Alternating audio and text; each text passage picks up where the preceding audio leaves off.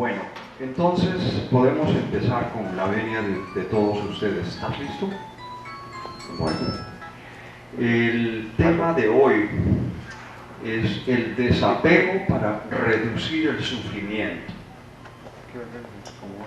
Esto tiene que ver con una síntesis que hemos introducido en nuestro modelo de inteligencia espiritual,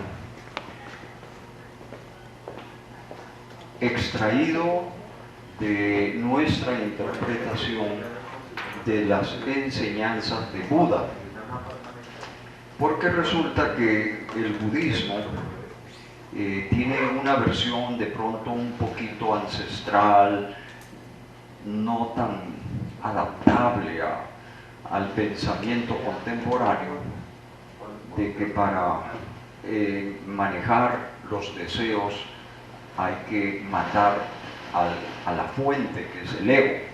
Hay que matar al ego. Yo creo que no hay necesidad de matar al ego. Es más, si quisiéramos matar al ego tendríamos que matar al cuerpo, y eso no se puede, o no se debe. Nuestra reinterpretación es que hay que manejar al ego, hay que trascender al ego, que es la corriente que tiene Ken Wilber y todos los líderes de la psicología transpersonal. Podemos pasar a la siguiente filmina. En la clase o en la charla anterior que vimos, hablamos mucho sobre el ego. Quienes estuvieron, pues deben acordarse. Decíamos que el ego es una programación del espíritu, porque decimos además que la mente es una capacidad del espíritu y no del cerebro, y que el cerebro es una interfase para que pueda la mente percibir cerebralmente las sensaciones sensoriales, para que pueda asociar las sensaciones con otras que pueden estar grabadas en el hipocampo y en otras partes de la corteza cerebral, pero a nivel implícito, a nivel de potenciación a largo plazo, a nivel de una serie de sensaciones de memoria y sensaciones presentes que dan origen a que la mente le dé un significado. El significado explícito no lo puede dar el cerebro. Eso es básicamente nuestra teoría, y pues ya hablaremos mucho más a fondo de esto en la ocasión en que nuestra charla tenga que ver con eso. Si algunos de ustedes, los que no pertenecen al diplomado, tienen interés en este tema y van a estar en Cali, entonces los invitamos a que cuando llegue esa ocasión, que será de aquí a un par de meses, puedan asistir al diplomado los sábados, donde vamos a trabajar más exhaustivamente este tema de que la mente no está en el cerebro. Bueno, entonces el ego es básicamente una programación que está en el espíritu, que es el que maneja la mente. Y cuando decimos quién eres, nos estamos refiriendo a la opción de poder resolver un dilema. ¿Será que yo soy mi ego? ¿O será que mi ego es simplemente un yo convencional que debe de subordinarse a un yo superior? Un yo superior que ya en los que, como dije en la anterior charla, trabajamos como todas las culturas ancestrales y todos los personajes principales de la psicología moderna aceptan que hay dos tipos de yoes. Y nosotros estamos más con la respuesta de que yo soy un espíritu que contiene programaciones mentales, de las cuales la que más se identifica conmigo como espíritu es mi yo superior. Pero también tengo un yo inferior que se llama ego, y que es el que usualmente ha sido objeto del estudio a través de la psicología para efectos de conducta. Bueno, adelante, sigue. También es importante que repasemos estos 4 conceptos que vamos a usarlos a nivel de convención en la charla. Son parte de nuestro modelo de inteligencia espiritual. Entonces hablábamos de unos términos convencionales para efectos de esta charla. El primer término que quiero que ustedes puedan entender se llama nombre, que se refiere a la identidad psicológica egoica y al cuerpo biológico. Pero cuando hablamos del yo espiritual superior mental, le vamos a llamar simbre, porque los expertos y las culturas ancestrales le han dado cada uno un nombre distinto. Y si nos ponemos a escoger cuáles de todos esos nombres distintos, no tenemos cuándo terminar. Entonces, por eso hemos escogido llamarlo simbre, que es nombre menos las 2 primeras letras que se reemplazan por SI, NO por SI, y queda simbre. Entonces, el simbre es la identidad espiritual que contiene la mente cuando se muere el cuerpo. Una vez que el cuerpo se muere, el espíritu se queda con el simbre. Cuando el cuerpo está vivo, entonces el espíritu tiene simbre y tiene nombre, tiene las 2 programaciones. Muy bien, el renombre es la riqueza del nombre, es la riqueza psicológica, afectiva y material que tenemos, incluyendo lo negativo, que en este caso serían las deudas y los desamores o odios que podamos haber desarrollado en la vida. Es parte negativa de nuestro renombre. Obviamente lo importante es que la mayoría de nosotros nos pasamos la vida enriqueciendo positivamente el renombre. Nuestro modelo trata de llamar la atención a que además de enriquecer el renombre, tenemos que enriquecer el resimbre. Por resimbre llamamos la riqueza de la mente espiritual para alcanzar la verdad a través del conocimiento, para acercarnos al amor cada vez menos imperfecto a través del sentimiento, y para poder tener capacidad para hacer mejor las cosas, hacer el bien con verdad y con amor a través de la voluntad. Entonces el resimbre crece cuando crece nuestra capacidad cognitiva, sensitiva y volitiva. Y ese crecimiento decimos que evolutivamente lo lleva el espíritu y lo conserva indestructiblemente después de la muerte. Se crece en capacidad cognitiva, capacidad sensitiva y capacidad volitiva. Es así como, en términos muy macros, el ser humano provino de un primate irracional, porque creció en capacidad cognitiva, sensitiva y volitiva y se volvió racional. Y es la misma razón de este crecimiento que no se muere con el cuerpo, en que reciclamos de generación en generación nuestra capacidad evolutiva.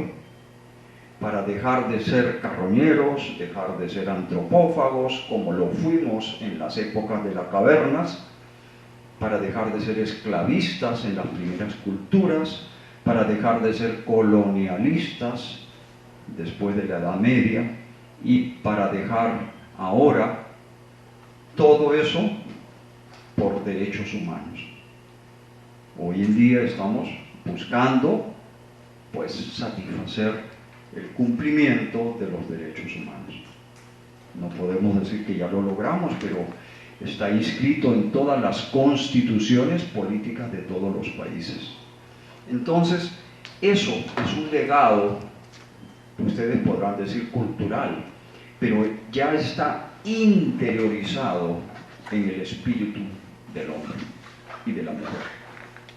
Hoy en día un niño nace y ya le repugna ser antropófago, le repugna ser esclavista, y de pronto aprende culturalmente más fácil que antes a no ser colonialista, y obviamente aprende más fácil que antes a respetar derechos humanos, con sus más y sus menos, porque pues hoy en día estamos en un miniciclo decadente en la sociedad, donde esperamos que con la espiritualidad que despertamos podamos volver a retomar, ya que hoy en día parece ser que la juventud de los colegios, por ejemplo, están diciendo: somos pandilleros, no respetamos derechos humanos.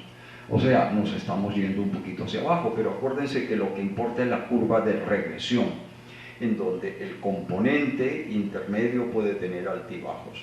Lo importante es la regresión. Esa regresión es ascendente a nivel de evolución. Y por eso se habla también, aunque todavía el término está en construcción, de los niños índigos, de los niños cristales. Ya la misma biología acepta que hay un término que se aplica más a nivel genético, a nivel biológico, que se hereda, entre comillas, de nuestras vidas anteriores. Se llama filogenia. Y la filogenia es una expresión de esta evolución del resimbre, en donde cada vez perdemos de pronto algunos rasgos físicos para mejor evolucionar dentro del ecosistema. Adelante. Entonces, trascender el ego implica tomar conciencia que nuestro nombre tiene un cuerpo físico que no subsiste después de la muerte, pero que yo no soy el cuerpo, que yo no soy el ego, que yo soy algo que subsiste más allá del cuerpo y del ego. Entonces, bajo ese punto de vista, uno tiene la primera fórmula para trascender el sufrimiento, porque el que sufre es el ego. Freud decía que no se podía hacer nada con el sufrimiento. Nosotros tenemos una opinión diferente. Se puede reducir el sufrimiento si reinterpretamos lo que Buda descubrió. Pero para eso tenemos que entender que no somos el ego, que tenemos un ego y que debemos amar al ego, debemos de cuidar al ego, debemos de optimizar al ego como lo hacemos con nuestro cuerpo. Lo importante es no dejarnos manejar por el ego. Y parece que la mayoría, mucho más del 98% de la población, es manejada por el ego. Quien les habla era manejado por su ego sus primeros 40 y muchos años de vida. Ya después de los 40 y muchos, ya perdí la cuenta en qué momento empecé a hacer la transición para ser manejado por mi simbre, no por mi ego, y controlar mi ego. Muy bien, entonces no debo confundir lo que tengo con lo que soy. Soy simbre y tengo un ego, y el que sufre es el ego. entonces yo puedo hablarle a mi ego en un diálogo interior de conciencias. Y puedo consolar a mi ego. Y puedo controlar a mi ego. Y puedo guiar a mi ego. Y le puedo decir a mi ego lo que él siempre ve. Porque ve la realidad mejor que lo que ve el ego. Por acá tengo a un señor, un amigo que es hincha acérrimo de Eckhart Tolle. Y Eckhart Tolle dice que hay que aceptar la realidad tal como es. Y el ego no lo acepta. El ego quiere ver la realidad que le conviene. Espera que la realidad sea como quiere. El ego tiene, como dice Daniel Goleman, puntos ciegos en donde sesga, mutila la realidad y solamente ve la parte que quiere ver. Y el resto adopta el ego una actitud evasiva. Y muchos de los que hoy sabemos que son alcohólicos y drogadictos están haciendo eso. Evadir la realidad.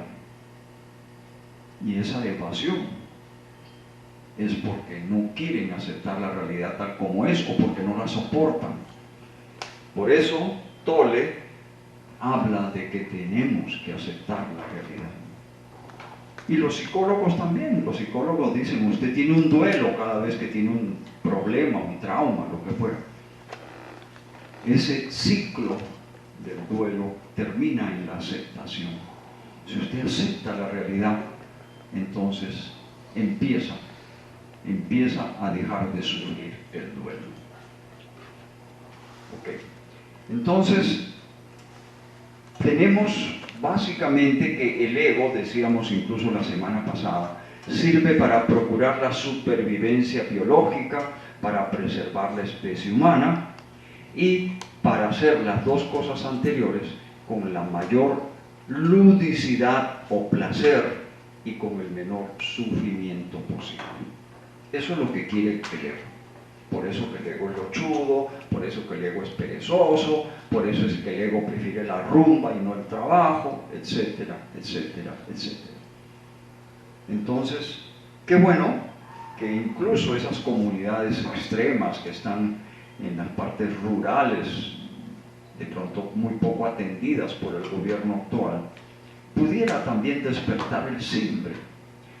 Yo creo que no es sino volver un poquito a esas raíces ancestrales que tenían tanto a nivel indígena como a nivel africano en esas zonas. Allí se buscaba algo superior al ego, aunque de pronto no tenían muy claro qué cosa era el ego, pero hay que identificarlo, hay que ayudarles a que lo identifiquen. Entonces el simbre y el resimbre son indestructibles y nosotros somos simbre y tenemos un nombre. Y no confundamos entonces de aquí en adelante lo que tenemos con lo que somos. Adelante. Entonces, ya con este preámbulo, vamos a trabajar el desapego como la solución principal para reducir el sufrimiento. Para eso hay que cambiar el enfoque convencional sobre la felicidad.